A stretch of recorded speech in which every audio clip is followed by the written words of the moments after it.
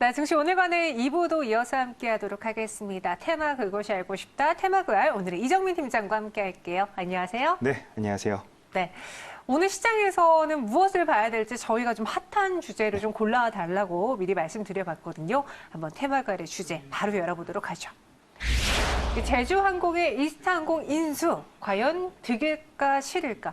지금 워낙 힘든 상황이기 때문에 몸집을 줄이고 있고 그리고 그 안에서도 인수합병을 하고 있는데 이게 과연 좋은 건지 나쁜 건지 좀 많이 궁금해하실 것 같아요. 네, 맞습니다. 네. 더군다나 어제 이제 제주항공이 이스타항공을 인수한다라는 뉴스가 나오자마자 제주항공의 그 주가가 굉장히 널뛰기 장세를 어떻게 보면 보여주고 네. 있습니다. 오늘도 마찬가지로 제주항공의 주가 자체가 굉장히 많이 이제 큰 폭으로 상하로 좀 움직이고 있는 모습인데요. 이럴 때 우리 시청자 여러분들께서는 과연 그러면 지금 현재 항공업계가 어떤 식으로 현재 지금 상황이 좀 되어 있는지 그리고 과거의 사례를 통해서 앞으로 좀 어떻게 항공시장이 좀 움직일지에 대해서 좀 예측을 해보면 어떨까 싶어서 제가 일단 이런 좀 주제로 준비해봤습니다. 일단 뭐 우리 시청자 여러분들 이미 알고 계시겠지만 코로나19 사태가 터지면서 현재 워낙 지금 항공업계, 여행업계 자체가 어렵습니다. 네. 저 또한 제 주변의 지인들이 지금 결혼식을 계속 좀 미루고 있는 상황인데요. 이렇듯 지금 항공업계 자체가 힘들 수밖에 없는데 우리는 과거를 통해서 계속 미래를 예측해야 된다라고 제가 말씀드리고 있죠. 그래서 오늘은 항공업계에 대해서 한번 좀 면밀하게 좀 분석을 좀 해보도록 하겠습니다. 저도 이제 방송 때문에 여행은 못 가지만 가끔 여행 가고 싶은 마음에 그냥 인터넷 서칭으로 대신하거든요. 근데 최근에요. 괌을 가는 비행기를 찾아봤는데 20만 원이에요, 왕복이. 네네. 그만큼 많이 싸졌더라고요. 그 말은 즉슨 생각보다 나가신 분들이 적다는 거잖아요. 네. 저희 최근에 분위기 어떤지 업황 분위기를 뉴스로 전해드릴게요. 지금 캡처해 오신 이 뉴스 어떤 내용이죠? 네, 제가 오늘 그래서 오늘 바로 뜬 이제 그 뉴스 두 가지를 제가 좀 이렇게 가져와 봤습니다. 네. 이 두 가지 뉴스만 우리 시청자분들께서 바로 좀 읽어보시면은 현재 항공업계 그리고 여행업계가 어떤 상황인지 알 수 있을 것 같은데요. 첫 번째 뉴스로는 이제 뭐 여행 수요가 2월 모객이 80%나 감소했다. 전년 동기 대비해서 80%나 감소했다라는 건 굉장히 큰 감소치입니다. 더군다나 작년 같은 경우에는 일본 여행을 자제하자라는 국민들의 움직임이 있었죠. 그래서 작년에도 계속 여행 수요가 줄고 있는 추세였는데 올해 이제 코로나19 사태가 터지면서 이런 식으로 이제 여행업계 수요가 대폭적으로 줄어들었다. 그래서 뭐 자의반 타의반으로 여행업계에서도 아무래도 구조조정이 일어날 수밖에 없는 상황이 되지 않았나 이렇게 좀 생각이 됩니다. 그다음에 우리 그 시청자 여러분들께서도 요즘에 많이 좀 느끼고 계실 텐데요. 이전에는 코로나19 사태가 처음 중국에서 터졌을 때는 그냥 우리나라 어떻게 보면 여행객들께서 이렇게 좀 생각을 하시는 경향이 강했습니다. 아, 당분간은 여행을 좀 조심하자. 내가 안 간다라고 좀 생각을 하셨을 텐데요. 요즘 들어서는 좀 생각이 바뀌셨습니다. 안 가는 게 아니라 못 간다로 좀 바뀌는 추세다라고 좀 생각을 해주시면 될 것 같은데요. 그 이유는 바로 이겁니다. 코로나19로 인해서 이제 87곳이나 되는 곳이 한국인에 대해서 이제 그 입국을 금지한다라던가 아니면은 입국을 허용하되 뭐 2주간의 격리를 시킨다던가 이런 식으로 현재 좀 사태가 좀 벌어지고 있습니다. 저도 이제 그 제 친한 친구가 지금 현재 베트남 다낭과 그다음에 이제 나트랑에서 현재 그 이제 마사지 업소를 좀 운영을 하고 있습니다. 한국인 관광객들을 상대로 하는데요. 평상시에는 약 한 300명 정도가 이용을 한다라고 합니다. 하지만 이번에 그 베트남에서도 무비자 입국을 취소를 했죠. 네. 그러는 바람에 지금 제 친구 같은 경우에도 하루 모객이 50명으로 줄었다가 그다음에 이제 완전 없어졌기 때문에 당분간은 아예 영업을 못할 정도로 베트남 현지에 있는 한국인 이제 그 관광객을 상대로 하시는 업자분들도 굉장히 좀 힘든 상황이다. 이렇게 좀 이야기를 전하고 있습니다. 이렇게 뉴스를 보시면 아시겠지만요. 이전에는 일본의 반한 감정 때문에 이번의 경우에는 코로나19 때문에 여행 수요가 급감했어요. 그럼 지금 가장 큰 문제는 코로나19라는 거잖아요. 이전에 이런 전염병들이 좀 있었을 때 그때 여행 수요는 얼마나 줄어들었는지 과거로 돌아가서 한번 비교를 해볼게요. 준비해 오신 자료는요. 사스. 그 당시에 이제 인천공항 여객 수요와 화물 수요 추이를 좀 준비해 왔어요. 네, 맞습니다. 일단 첫 번째로 우리가 사스 사태 때 그럼 어떤 식으로 좀 그 당시에 시장이 좀 진행이 되었는지 한번 좀 살펴보도록 하겠습니다. 네. 사스 사태가 이제 1월 초쯤부터 이제 본격적으로 이야기가 나오기 좀 시작을 했었습니다. 그러면서 이제 조금씩 이제 사건이 좀 커지면서 우리나라에서도 4월과 5월 달에 본격적으로 어떻게 보면 좀 사태가 커지기 시작을 했었는데요. 보시는 바와 같이 뭐 성장률은 당연히 마이너스로 돌아섰었고 당시에 이제 워낙 많은 숫자로 이제 그 여행객들이 감소세가 뚜렷하게 이루어졌습니다. 그 이후에 어떻게 보면 5월 같은 경우에는 가정의 달이라서 여행 굉장히 성수기에 속하는데도 불구하고 100만 명도 안 되는 이제 그 여행 수요가 좀 나타났었다. 이렇게 좀 이해해 주시면 될 것 같고요. 그 이후에 다시 이렇게 점차 좀 증가하는 추세를 보여주는데요. 여기서 포인트는 이 증가하는 추세 폭입니다. 폭 자체가 굉장히 크게 이제 나타나고 있는데요. 그동안 억눌려 있던 수요가 좀 한 번에 폭발하면서 이런 식으로 좀 그래프로 나타났다라고 좀 생각을 해주시면 될 것 같습니다. 그래서 한 번 이렇게 전염병 이슈가 생기고 나면은 대략적으로 한 6개월간의 소강 상태를 보인다라고 좀 생각을 해주시면 될 것 같고요. 그다음에 이 옆에는 바로 인천공항에서 이제 어떻게 보면은 지금 유통이 되고 있는 수화물 추이입니다.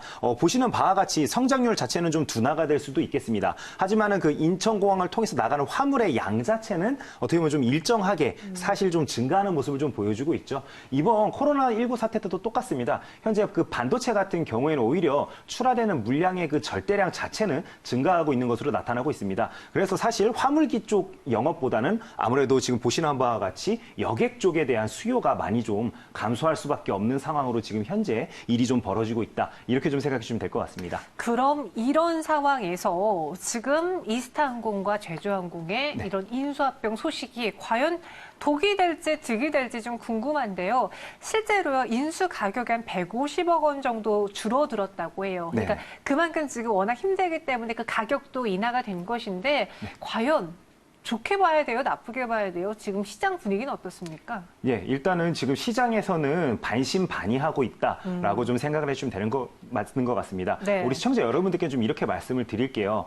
제주항공 같은 경우에는 단기적인 관점으로 우리가 좀 바라볼 건지 중장기적인 관점으로 바라볼 건지에 따라서 이게 이득이다 또는 실이다라고 좀 우리가 생각을 할 수 있을 것 같습니다. 일단은 단기적으로 놓고 봤을 때는 당연히 제주항공에게는 좀 힘든 시기일 수밖에 없다라고 좀 말씀을 드리겠습니다. 제주항공 같은 경우에는 국내 LCC 중에서 가장 많은 기체를 보유하고 있습니다. 거기다가 이스타항공을 이번에 인수하게 됨으로써 60대가 넘는 항공기를 이제 보유하게 된 건데요. 이렇게 많은 기종이 현재 있음에도 불구하고 중요한 건 항공 수요가 현재 계속 지금 심리적인 위축 상황으로 인해서 줄고 있다라는 게 일단은 단점이 될 것 같습니다. 아무래도 마케팅 비용을 많이 들여서 이제 그 빈 여객 이제 어떻게 보면 좌석수를 채울 수는 있겠지만 중요한 부분은 과연 이렇게 마케팅 금액을 쓰는 만큼의 그런 효과를 발휘할 수 있는지에 대해서는 대외적인 여건이 너무 안 좋다 보니까 이런 부분을 우리가 조금 이제 좀 눈여겨볼 필요가 있다라고 좀 생각이 되고요. 중장기적인 관점으로 놓고 봤을 때는 분명히 이득이 있다라고 좀 말씀을 드리겠습니다.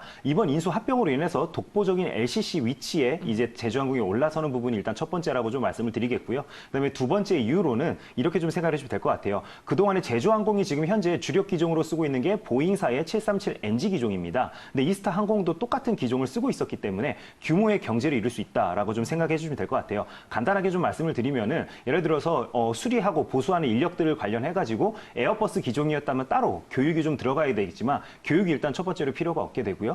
두 번째로는 기종에 맞춰서 원래 부품들을 계속 보유를 하고 있어야 됩니다. 근데 아무래도 단일 기종으로 다 통일이 되어 있다 보니까 이런 부분에서도 오히려 규모의 경제를 이용해서 업체에게 조금 더 물품을 싸게 떼올 수 있는 그런 이점도 있기 때문에 제주항공을 중장기적인 관점으로 놓고 본다라면은 지금 접근을 하셔도 괜찮은 관점이다라고 좀 말씀을 드리겠습니다. 그러니까 완전히 이번 인수로 인해서 제주항공이 LCC 업계에서 딱 네. 자리매김을 하고 네. 여기에 기종이 다르다면 또 추가 비용이 들어갔을 텐데 네. 기종이 같다라는 것도 오히려 장점으로 작용하고 있는 거거든요. 네. 지금 제주항공의 점유율이 20%로 빅3 항공업 경쟁이 가속화되고 있고 그럼 저희 다음 차트를 보면서 네. 제주항공이 이스타항공을 인수함으로써 어떻게 보유 항공기가 늘어나는지도 좀 세부 사항 짚어볼게요. 네, 우리나라 같은 경우는 현재 어제 이제 뉴스가 나오기 시작하면서 빅3 체제가 굳어질 것으로 현재 예상이 되고 있습니다. 일단 첫 번째로는 대한항공을 당연히 예로 들 수 있을 건데요. 그렇죠, 네. 대한항공 같은 경우는 대한항공과 자회사인 진에어를 합쳐서 200대 가까운 항공기를 보유하고 있습니다. 그다음에 두 번째로는 아시아나 항공인데요.